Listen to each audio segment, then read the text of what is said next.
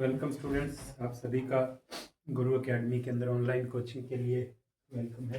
तो अभी हम बात करेंगे प्रैक्टिस सेट 7 की। इससे पहले हमने प्रैक्टिस सेट 6 किया था पिछले लेक्चर में, तो अभी हम 7वां लेक्चर करेंगे। तो 7वां प्रैक्टिस सेट करेंगे और तरीका वही कि आप एक एक सवाल को अच्छे से देखें, समझें, नोटबुक पे करें, वीडियो को रोक करके फिर अगला क्वेश्चन आप देखें। तो इसमें जो पहला सवाल है वो ये है कि संख्या ये लिख रखी है इसने 9, 7, 1, 7, 8, 5, 4, 0, 3। ठीक है जी। तो आपने इस संख्या को शब्दों में लिखना है। बड़ा आसान सा काम है। जब भी ऐसे संख्या को शब्दों में लिखना हो तो आप कॉमे लगा लो। पहला कॉमा इकाई, दहाई, सैकड़े के बाद 3 अंकों के बाद, फिर 2 2 के बाद। तो ये आपके हजार है, ये लाख है, ये करोड़ है। तो 97,17,85,403। क्या बनेगा? 97,17,85,403। लिख दोगे आप इसको ऐसे। अगला जो सवाल है दूसरा, इसमें बड़ी बड़ी संख्याएं दे रखी हैं। उसमें आपने देखना है कि वो बराबर है। छोटी बड़ी आसान है, बस कॉमे आपने ऐसे लगाने हैं। ऐसे कॉमे लगा के आप उनको पढ़ लोगे। जब उनको पढ़ना आ जाएगा तो आप बता दोगे कौन सी संख्या बड़ी है और कौन सी छोटी है। तो दूसरा करवाने की जरूरत नहीं है। तीसरा जो सवाल है वो है हमारा 9 सही 9/10, 6 सही 1/3, 1/15। इसका उत्तर क्या आएगा? इसको हल करना है तो बड़ा आसान सा सवाल है। पहले इसको मिश्रित भिन्न को साधारण भिन्न बनाएंगे। 10 निमा 90, 90 और 9 99/10, 3 छिके 18 और 1 19/3, 1/15। अब हम 10, 3 और 15 का एलसीएम लेंगे। 10, 3 और 15 का ये 2 पे भाग होता है तो 2 आ जाएगा। 5, 3, 15। 3 और 15 2 से भाग होते नहीं, तो वो ऐसे कैसे आ जाएगी। अब ये 3 से भाग हो रहा है ये संख्या, तो इसको 3 से भाग करेंगे। 5, 1, 15 भी 3 से भाग हो जाएगा 5। अब ये 5 से भाग हो जाएंगे दोनों। 1, 1, ये आ जाएगा। तो इसका एलसीएम आएगा 2 3 6, 6 पंजे 30। तो 30 क्या आ जाएगा? एलसीएम आ जाएगा। 30 को 10 से भाग करेंगे। 10 या 30, 3 आएगा। 30 को 10 से भाग करेंगे, 3 आएगा। 3 को 99 से गुणा कर देंगे। 9 तिया 27, 3 में 27 और 2 29, 297 आ जाएगा। 30 को 3 से भाग करेंगे तो 10 आएगा। 10 की गुणा 19 के साथ, 19 दाया 190 आ जाएगा। फिर 30 को 15 से भाग करेंगे, 2 आएगा। 15 दूनी 30, तो इसको 2 से गुणा करेंगे, 2 आ जाएगा। अब 297 में से 190 घटा दो। 297 में से 190 घटा दें, 7, 0, 1, 107 आ गया। और उसमें से 2 फिर घटा दें तो 5, 0, 1, 105/30। अब इसको काट दो, कितने पे कटता है? 5 और 1 6, 3 पे कट जाएगा। 10 तिया 30 और 3 तिया 9, 3 पंजे 15। अब ये कट देगा 5 पे, 2 पंजे 10, 7 पंजे 35। तो 7/2। ऑप्शन देख लेते हैं, बटा में है तो 7 को 2 से भाग कर दें 7 को 2 से भाग करें, 2 तिया 6, 1 तो 3 सही, शेषफल 1/2, ये आंसर है इसका। 3 सही 1/2। तो ये हमारा तीसरा सम हो गया। बस आपने एलसीएम लेना है, फिर इसको घटा के काटना है। इसको काटने का अभ्यास जरूर करें कि कटता कैसे है। पहले आप 2 से काटने की कोशिश करें, जब 2 से कटना बंद हो जाए 3 से, अगर आप सीधा प्रैक्टिस है, अभ्यास है, तो बड़ी रकम से भी काट सकते हैं। ठीक है, उसके बाद फिर हम चलें चौथा सम है हमारा। सरल कीजिए 44 प्लस 444 प्लस 4444 प्लस फिर यहाँ पे क्वेश्चन मार्क है 4994। मतलब यहाँ पे क्या रकम लिखें कि इन सब का जोड़ ये आ जाए। तो मान लेते हैं यहाँ पे हम क्या लिख दें, x लिख दें। क्या लिख दें यहाँ पे, x। तो अब पहले इन रकमों को जोड़ लो। अब इनको कैसे जोड़ेंगे, इकाई का अंक इकाई में जुड़ेगा, तो 4 4 और 4 ये अंक जुड़ेंगे इकाई के आपस में, इकाई का और इकाई का। तो ये 4 तिये 12, एक हासिल लगेगी इसमें। फिर अगला जोड़ेंगे 4 और 4 8 और 4 12, एक हासिल थी 13, एक हासिल फिर लग जाएगी। अगला जोड़ेंगे 4 और 4 8, यहाँ है नहीं, तो एक हासिल थी 9। अब अगला जोड़ेंगे तो ये है सिर्फ अकेला 4, और प्लस क्या लिख देंगे x बराबर 4994। अब x का मान निकालना है, मतलब 4932 में क्या जोड़ें कि ये आ जाए। तो इसमें से ये घटेगा, तो इसको उधर ले जाके घटा देंगे। x बराबर क्या आ जाएगा 4994 घटा में 4932, तो घटा दो इसको। 4 में से 2 घटेगा, 2 आ जाएगा। 9 में से 3 घट जाएगा, 6 आ जाएगा। 9 में से 9 0, 4 में से 4 0, तो 62 आंसर आ जाएगा इसका। इसका मतलब ये है कि अगर हम यहाँ 62 जोड़ेंगे तो इन सब का जोड़ 4994 आ जाएगा। तो क्या जोड़ा जाए, उसकी जगह हमने एक बार x लिख लिया, इन तीनों का जोड़ कर लिया, इन तीनों का जोड़ इसमें से घटा दिया, तो हमारा आंसर आ गया। अगला सवाल है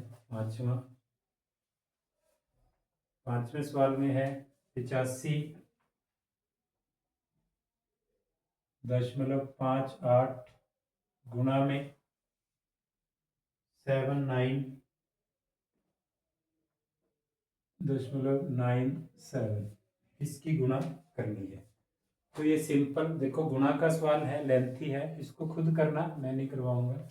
आपने 8558 की गुणा 7997 के साथ ये गुणा करनी है। कैसे करोगे, पहले 7 के साथ, फिर एक 0 लगा के 9 के साथ, फिर 2 0 लगा के 9 के साथ, फिर 3 0 लगा के 7 के साथ, क्योंकि 7000 है, 1000 के 3 0 लगा के 7 के साथ कर दोगे। तो ये गुणा जब आ जाएगी आपकी, जो भी उत्तर आएगा गुणा आने के बाद 1 2 3 4 4 अंकों के बाद दशमलव लगेगा। जो ये गुणा आएगी इनकी, वो गुणा करके जो भी उत्तर आएगा उस उत्तर में 4 अंकों के बाद दशमलव लग जाएगा, वो आपका आंसर आ जाएगा। क्योंकि सिंपल है, गुणा अगर आपको आती है तो ये बिल्कुल आसान सा सवाल है। अगला है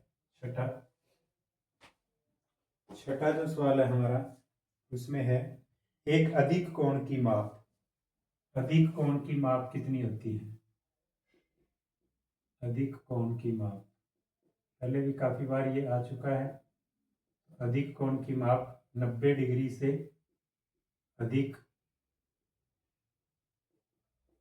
और 180 डिग्री से कम, ये आंसर आ जाएगा। 90 डिग्री से अधिक, 180 डिग्री से कम। उसके बाद 7वां सवाल है हमारा, किसी वस्तु को 900 रुपये में खरीद कर, खरीदा है 900 रुपये में, तो खरीदा मतलब क्रय मूल्य है, क्रय मूल्य है 900 रुपये।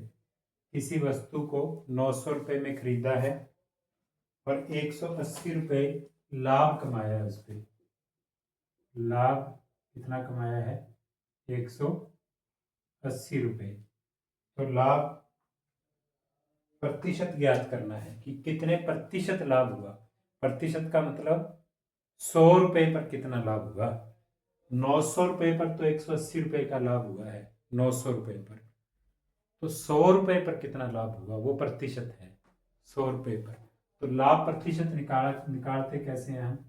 लाभ प्रतिशत, कितने रुपए लाभ हुआ वो ऊपर लिखो, 180 रुपये लाभ हुआ है, ये ऊपर आ जाएगा, बटा में नीचे हमेशा क्रय मूल्य आता है। जब भी हम लाभ प्रतिशत या हानि प्रतिशत निकालते हैं तो वो किस पर निकाला जाता है? क्रय मूल्य पर। तो नीचे जो बेस है, बेस प्राइस, वो क्या रखा जाएगा? हमेशा क्रय मूल्य। तो ये 900 रुपये है। और जब भी प्रतिशत निकालना हो, जब भी प्रतिशत निकालना हो तो आप गुणा 100 प्रतिशत लिख दो, इसको हल कर दो, आगे प्रतिशत लगा रहेगा ऐसे कैसे, वो आपका उत्तर आ जाएगा। तो अब इसको हल करेंगे तो ये 2 जीरो से 2 जीरो कट गई, ये 100। अब ये 180 को 9 से भाग कर दो या काट दो, 9 दूनी 18, जीरो ऐसे की ऐसे आ जाएगी, 9 दूनी 18 और जीरो 20, तो ये 20%,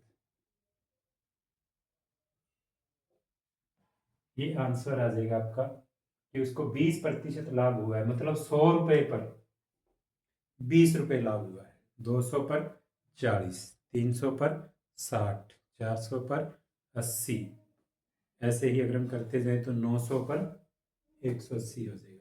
तो इस प्रकार से लाभ प्रतिशत हम निकाल सकते हैं। एक चीज़ ध्यान रखेंगे कि लाभ प्रतिशत या हानि प्रतिशत जब भी निकालना होगा क्रय मूल्य के ऊपर निकाला जाएगा। ऊपर लाभ या हानि, बटा में क्रय मूल्य आएगा, और प्रतिशत निकालना है तो गुणा 100%। ठीक है, अगला सवाल देखें। 5/8, 2/3, 7/9, 3/5, 4/7 में से सबसे बड़ी भिन्न कौन सी है? इनमें से सबसे बड़ी भिन्न कौन सी है? तो आपने क्या करना है, नीचे वाले सब का एलसीएम लेना है, नीचे सब का एलसीएम लेना है। तो ये हमारे पास है 8, 3, 9, 5, 7। तो सबसे पहले जब हम एलसीएम लेते हैं 2 से भाग करेंगे तो ये संख्या 2 से भाग हो जाएगी, 4, 3, 9, 5, 7। फिर ये 4 2 से हो जाएगा, तो 2, 3, 9, 5, 7। फिर अगर आप आगे करोगे तो 2 पे ये फिर हो जाएगा, 1, 3, 9, 5, 7। अब 3 से करेंगे, 2 वाली कोई संख्या है नहीं, 3 से करेंगे तो ये 1, 1, 3 3 9, ये ऐसे कैसे है। फिर ये 3 पे करेंगे तो 1, 1, 1, 5, 7। फिर ये 5 पे करेंगे,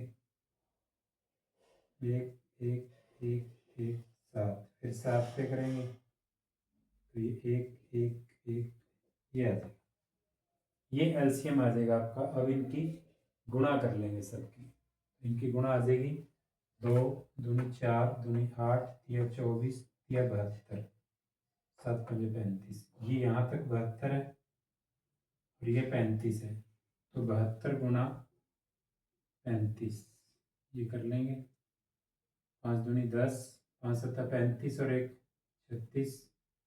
फिर 3 से मतलब 30 से ये 0, 3 दूनी 6, 3 7 21, तो ये आ जाएगा 0, 6 6 12, 3 1 4 और 1 5, और 2, 2520 आ गया। तो ये एलसीएम कितना आ गया? 2520। अब आपने क्या करना है, 2520 को 8 से भाग करना है। 2520 को 8 से भाग करना है, तो ये आ जाएगा 35 निम्मा 315 आ जाएगा।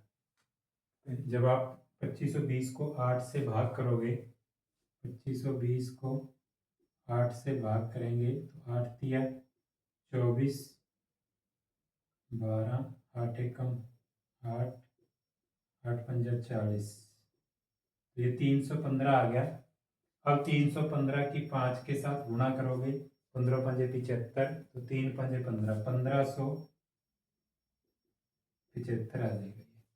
ठीक है, ऐसे ही अब 2520 को 3 से भाग करेंगे। 2520 को जब हम 3 से भाग करेंगे तो ये आ जाएगा आपका, 2520 को भाग करेंगे 3 से, 3 अट्ठे 24, 3 चौके 12, 3 0 0, 840 आएगा। 840 की गुणा 2 के साथ 1680 आ जाएगा। फिर 2520 को 9 से भाग करेंगे तो ये आ जाएगा 35 69 140, 280 आ जाएगा। फिर 280 की गुणा 7 से करेंगे। ठीक है, तो 280 की गुणा 7 के साथ ये आ जाएगी 0, 7 8 56, 5 7 दूनी 14 और 5 19, 1960 आ जाएगा ये। फिर उसके बाद 5 से भाग करेंगे 2520 को, तो ये 5 5 25 और 5 चौके 20, 504 आ जाएगा। 5 से भाग करेंगे तो 504, और 504 को 3 से गुणा करेंगे तो 1512, 1512। फिर 7 से भाग करेंगे तो ये आएगा 5 3 15 3 45 90, 90 दूना 180, 360। 360 को 4 से गुणा करेंगे, 360 को 4 से गुणा करेंगे तो वो आ जाएगा 1440। 360 गुणा 4, 4 छिक्का 24, 2 4 ती 12, 2 1440, ये आ गया। अब हमने इनमें सबसे बड़ी बिन ढूंढनी है, तो यहाँ ऊपर वाली रकमों में सबसे बड़ी रकम देखो कौन सी है, तो 1960 है। और ये किससे बनी है? पहली दूसरी तीसरी, पहली दूसरी तीसरी, तो 7/9 इसका आंसर है। थोड़ा सा सवाल लेंथी है बट आसान है। आपने एक एक करके 2520 को 8 से भाग करनी है, जो भागफल आए उसको 5 से गुणा करके लिखना है। 2520 को 3 से भाग करनी है, जो भागफल आए उसको 2 से गुणा कर देंगे। 2520 को 9 से भाग करेंगे, जो भागफल आएगा उसको 7 से गुणा कर देंगे। और ऐसे ही 5 से भाग करेंगे, जो भागफल आएगा 3 से गुणा, 7 से भाग करेंगे, जो भागफल आएगा 4 से गुणा। तो गुणा करके जब ये लिख दिया, अब सबसे बड़ी बिन अगर आपने देखनी है तो इसमें सबसे बड़ी संख्या देखोगे तो 1960 है। तो ये 1 2 3 तीसरे नंबर पे है, 1 2 3 तीसरे नंबर पे 7/9 है। तो आपका आंसर क्या आ जाएगा? 7/9। ठीक है, सवाल आसान है, थोड़ा लेंथी समय लगेगा क्योंकि भाग इसमें आपको बड़ी करनी पड़ेगी, गुणा करनी पड़ेगी, फिर देखना पड़ेगा। क्योंकि सवाल आसान था, थोड़ा सा कैलकुलेशन में समय लग सकता है।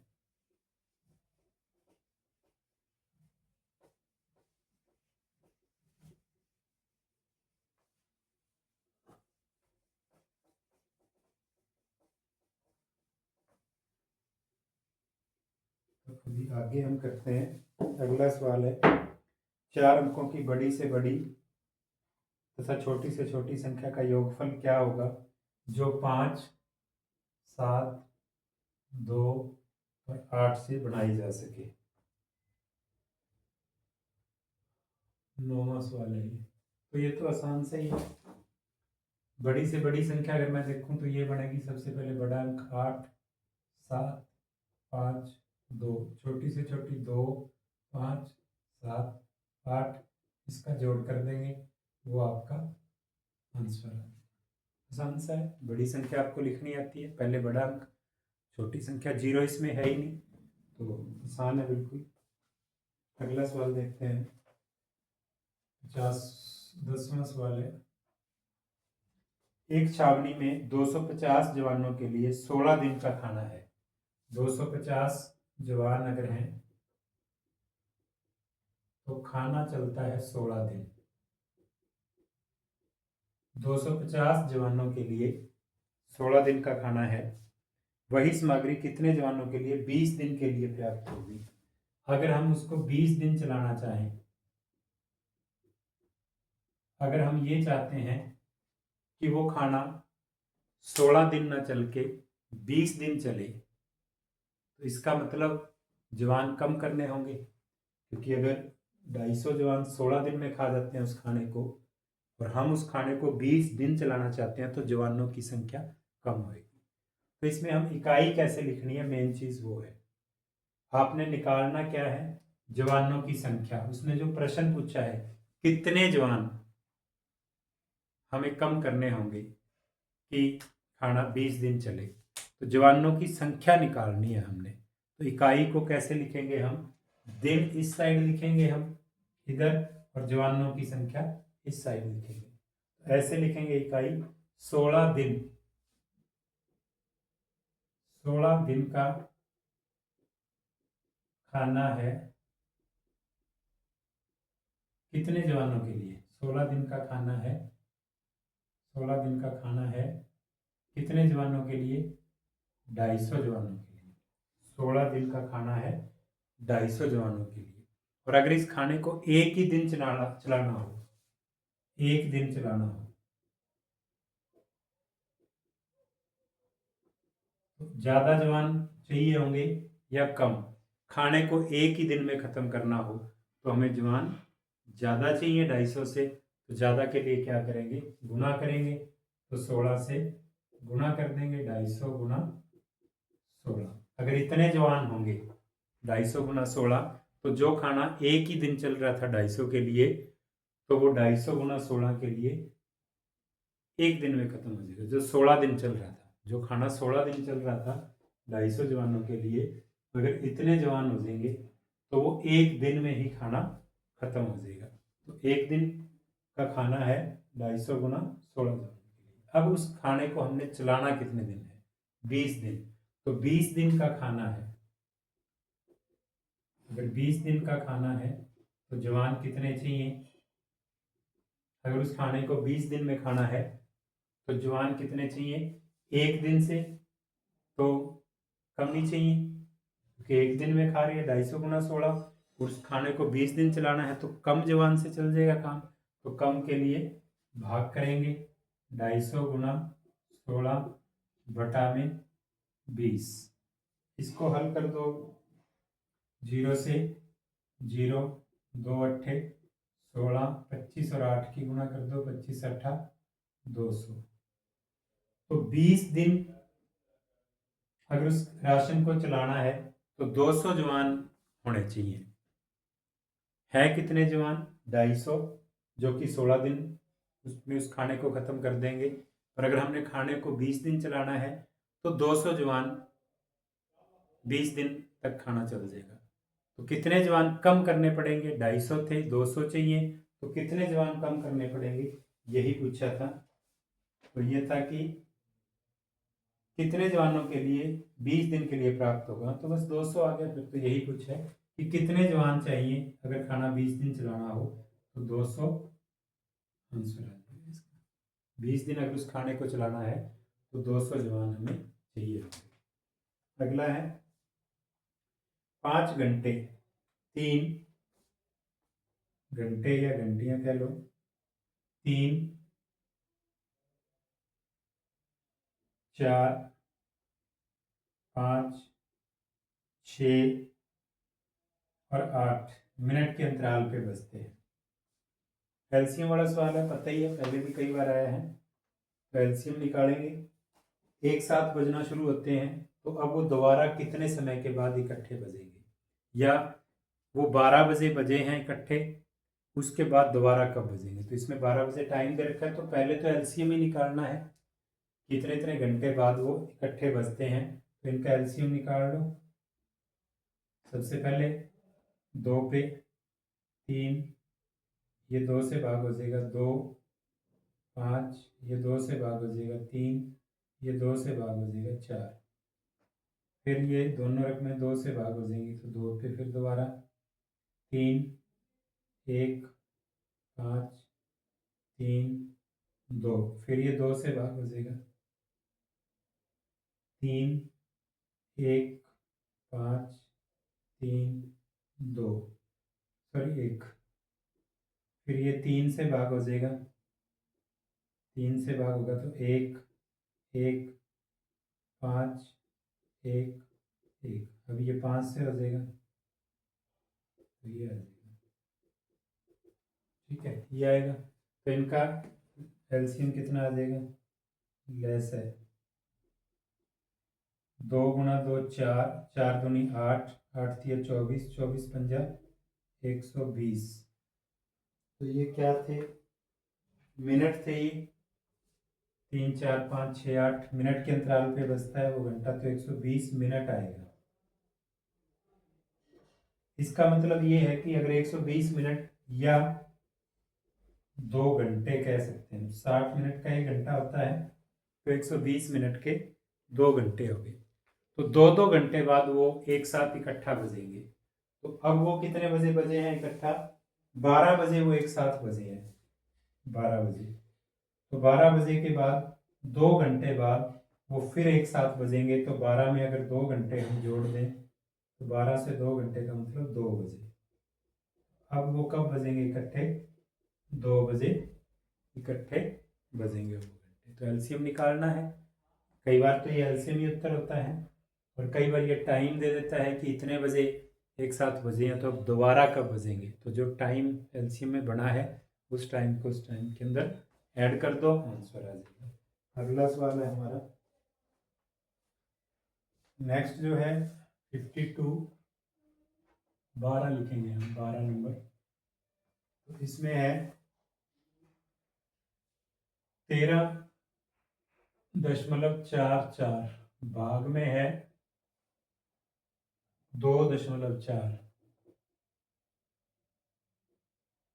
फिर है 40, घटा में है 39.60। देखो नीचे तो सिंपल घटा है, नीचे तो घटाना है, लेकिन ऊपर भाग है तो उसको आप अलग से कर लो एक बार हल। वो एक अलग सवाल मान लो, आप उसको हल कर लो एक बार। क्या है वो हमारा सवाल, 13.44, भाग का मतलब होता है बटा 2.4। एक बार इसको हल कर लो, इसका जो भी उत्तर आएगा वो यहाँ लिख लेंगे, फिर बटा में ये घटा के लिख लेंगे। ठीक है, तो उसको हल करते हैं हम एक बार। अब उसको हल करने के लिए ये 2 अंकों के बाद दशमलव है तो नीचे बटा 100 आएगा, ये 1 अंक के बाद दशमलव है तो ऊपर गुणा 10 आएगा। तो ये दशमलव हट जाएगा, 1344 बटा 24, तो नीचे तो गुणा 100 आ जाएगा, ऊपर गुणा 10 आ जाएगा। ये 0 से 0 कट गई, ये आ गया 1344 बटा 24 दाया 240, ये आ गया।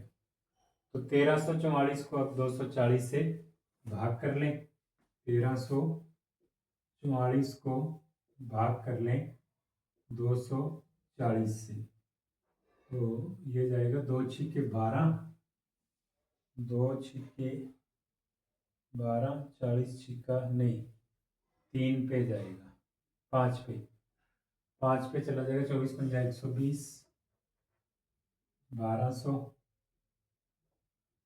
पीछे बचेगा 1, 4, 4 और 1, ठीक है 144। अब यहाँ हम 0 लगा लेते हैं तो यहाँ पे दशमलव आ जाएगा। ठीक है, अब ये 24 छिक्का 144, 6 पे पूरा पूरा चला जाएगा, ये 244 छिक्का 1440, ये आ जाएगा। तो ये 5.6 आ गया। ठीक है, तो अब इसको देखें हम यहाँ से, इसको जब हमने हल किया ऊपर वाले को तो 5.6 आ गया।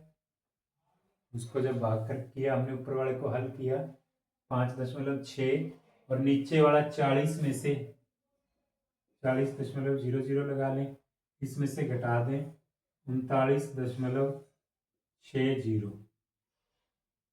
ये घटाना है क्योंकि ये 2 अंकों के बाद दशमलव है, तो इसको 40 को हम 40.00 लिखेंगे तभी घट पाएगा। तो ये 0, 10 में से 6 गए 4, यहाँ 9 में से 9 गए 0 0, तो ये 0.0040 आ गया। तो इसको मैं 0.40 ऐसे लिख सकता हूँ।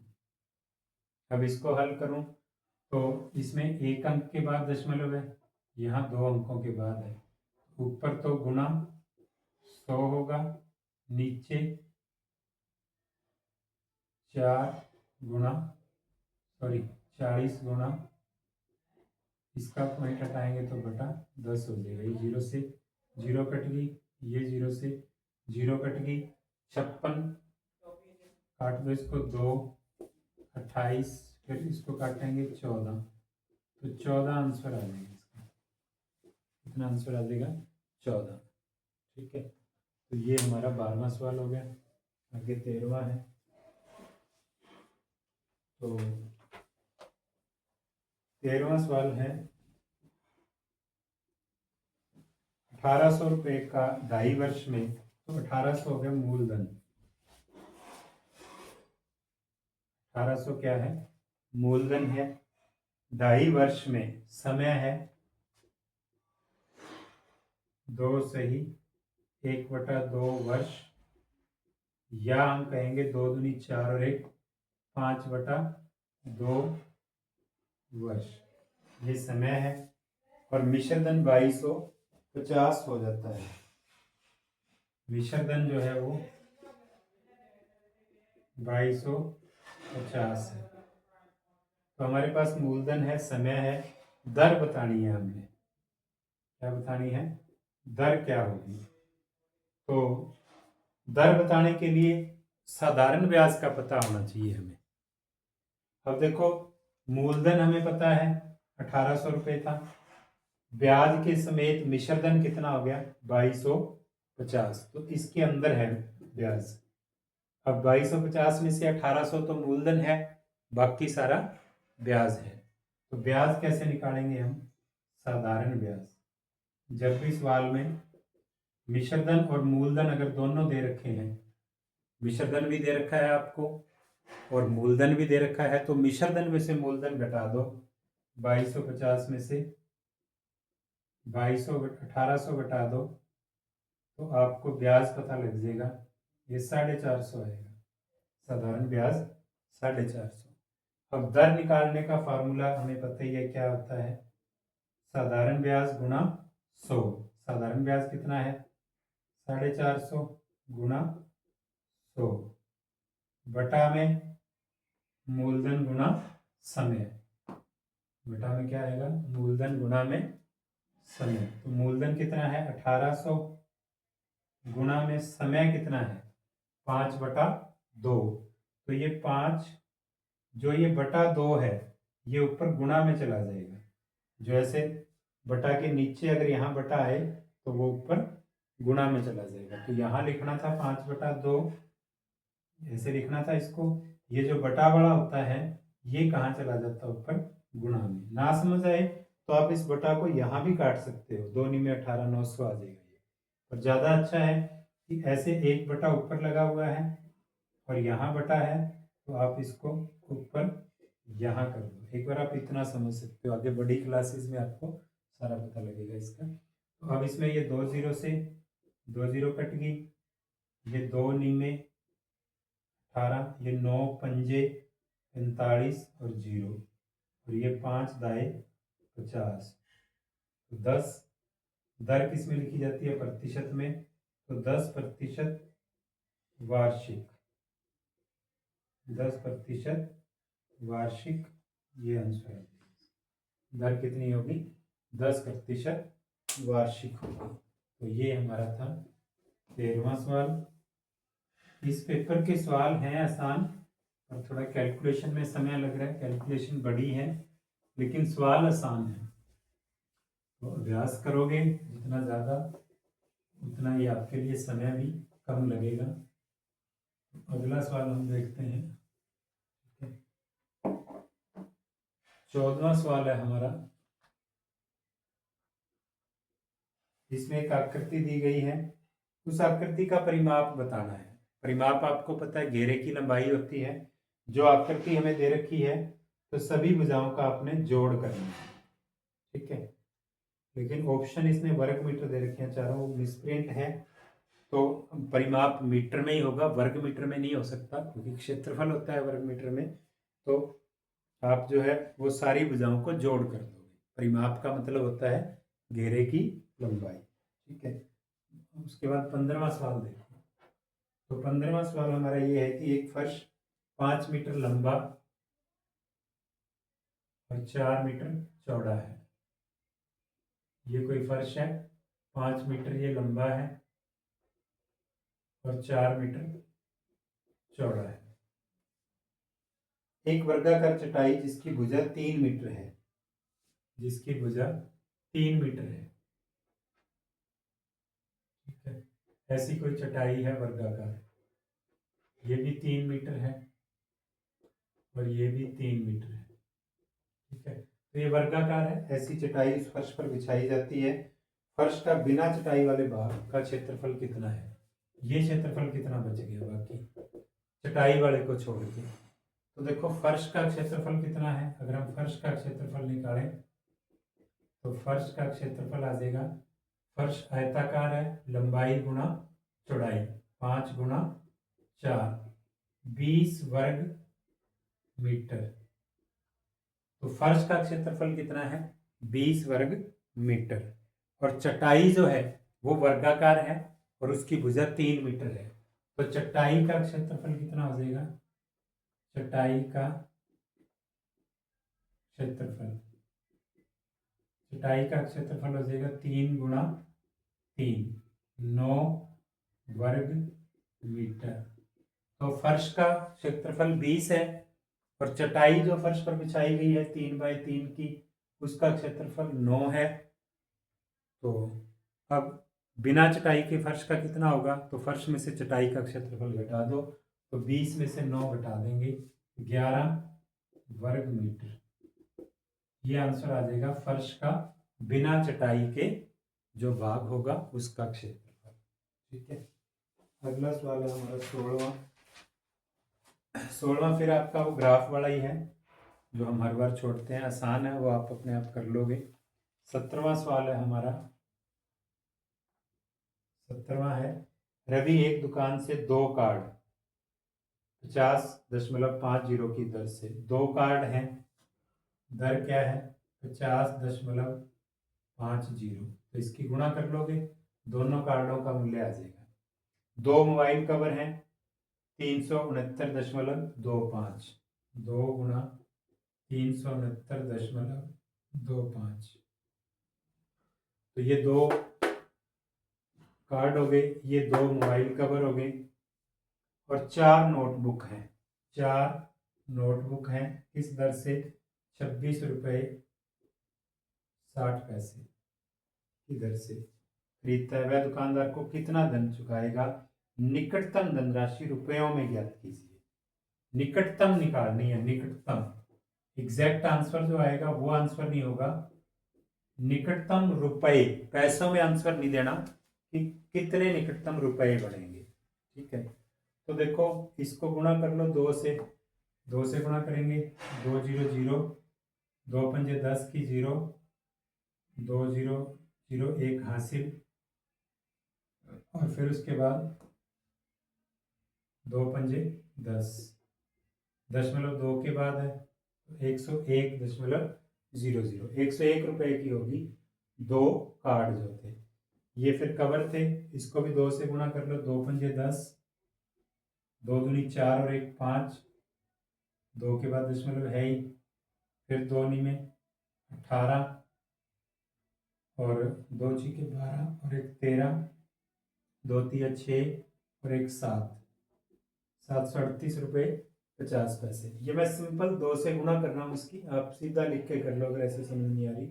फिर 4 से गुणा करेंगे, 4 की 0 के साथ 0, 4 छिका 24, 2 के बाद दशमलव, फिर 2 हासिल, 4 छिका 24 और 2 26, फिर 2 हासिल, 4 दूनी 8 और 2 10, तो 106 रुपये 40 पैसे। तो इनका जोड़ कर दो सबका, 0 9 8 1 9 6 15, 3 और 1 4, 1 7 8 और 1 9, 945 रुपये 90 पैसे।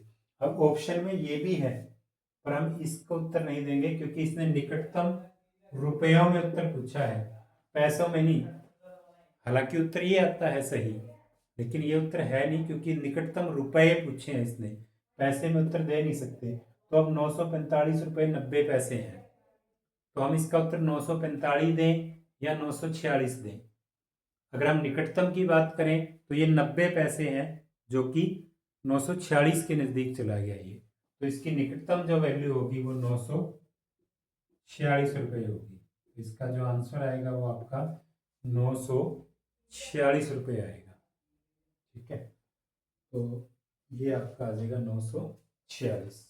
ठीक है, हालांकि ऑप्शन में ये भी है बट हमारा उत्तर ये सही है क्योंकि उसने ये पूछा कि निकटतम रुपयों में कितना आंसर है, पैसे नहीं होने चाहिए साथ। अगला है 18वां, 25/2 का x प्रतिशत 150 है, बराबर है 150। तो x का मान बताना है। तो 25/2 का मतलब गुना x प्रतिशत का मतलब x/100 बराबर 150। प्रतिशत को जब भी हम हटाते हैं तो बटा में 100 लगता है, इसका मतलब है 100 में से x प्रतिशत का मतलब है 100 में से x, तो x/100। इसको काट दो, 25 का पाड़ा पढ़ लो, ये 100 पूरा पूरा काट देगा इसको, 25 एकम 25, 25 चौका 100, ऊपर तो 1 गुना x हो गया, नीचे 2 चौके 8 बराबर 150। अब ये बटा 8 जो है, बटा 8 उधर जाके गुना होगा, तो x बराबर 150 गुना 8, 15 8 120 और 0, तो 1200 आ जाएगा, x का मान 1200 आ जाएगा। ठीक है, तो ये इसका आंसर हो गया। 19वां सवाल आगे, 19वां सवाल है 1 सही 2/3 भाग में है 2/7 गुणा, फिर स्टार लगा हुआ है तो स्टार की जगह हम x लगा लेते हैं, x/7 और ये बराबर है 1 सही 1/4 गुणा में 2/3 भाग में 1/6। तो इसको हल करें, आसान है बिल्कुल। इसको हल करो, 3 एकम 3 और 2 5/3, इस भाग का गुणा बना दो तो ये बन जाएगा 7/2 और गुणा में x/7 बराबर 4 एकम 4 और 1 5/4 गुणा में 2/3, भाग को गुणा बना दें 6/1। जब भाग का गुणा बनाते हैं तो रकम पलट जाती है। और काट दो इसको, 7 से 7 कट गया, बाकी इसमें कुछ नहीं कटता। इसमें 3 दूनी 6, 2 दूनी 4, 2 एकम 2, 2 एकम 2, ये कट गया। बाकी जो बच गया वो लिख लो एक बार, 5 गुणा x, तो ये 5x बच गया, बटा में 3 दूनी 6 बराबर, ऊपर बचा है 5 और नीचे है 1। अब ये 5/6, 6 तो बटा में है, ये गुणा में चला जाएगा, और 5x के साथ गुणा है, ये बटा में आ जाएगा। तो x बराबर क्या आ जाएगा, 5/1 गुणा ये 6 ऊपर आ जाएगा और ये 5 नीचे आ जाएगा, तो 5 से 5 कट गया, x बराबर 6/1 मतलब कि 6, ये आंसर आ जाएगा x बराबर 6। लास्ट सवाल है 20वां हमारा, 1000 से कम कितनी ऐसी संख्याएं हैं, 1000 से कम कितनी ऐसी संख्याएं हैं जो 10 और 13 दोनों के गुणज हैं। 10 और 13 गुणज होता है मल्टीपल, सांजे मल्टीपल है जो 10 और 13 के। तो आप 10 और 13 का एलसीएम निकालोगे। 10 और 13 का अगर मैं एलसीएम निकालूं तो ये आएगा 2 पे गया 5, 13, 5 पे गया 1, 13, 13 भी है भाज्य संख्या है तो ये आ जाएगा 2 पंजे 10, 13 दाया 130 आ जाएगा एलसीएम इसका। एलसीएम इसका 130 आ गया। तो इसका मतलब हमें 130 के गुणज चाहिए। 10 और 13 दोनों के गुणज वो होंगे जो 130 के पहाड़े में आएंगे। तो 130 का पहाड़ा लिख लो, 13 का पहाड़ा ही लिखना है।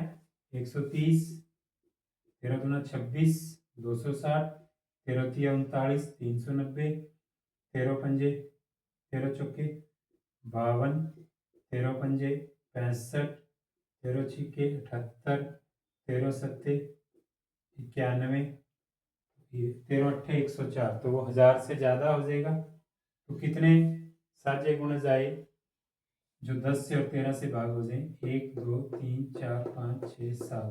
तो इसका आंसर आ जाएगा 7 ऐसी संख्याएं हैं जो 1000 से छोटी हैं और जो 10 से भी पूरा पूरा भाग हो जाएंगी और 13 से भी पूरा पूरा भाग हो जाएंगी। मतलब 10 और 13 का एलसीएम 130 है।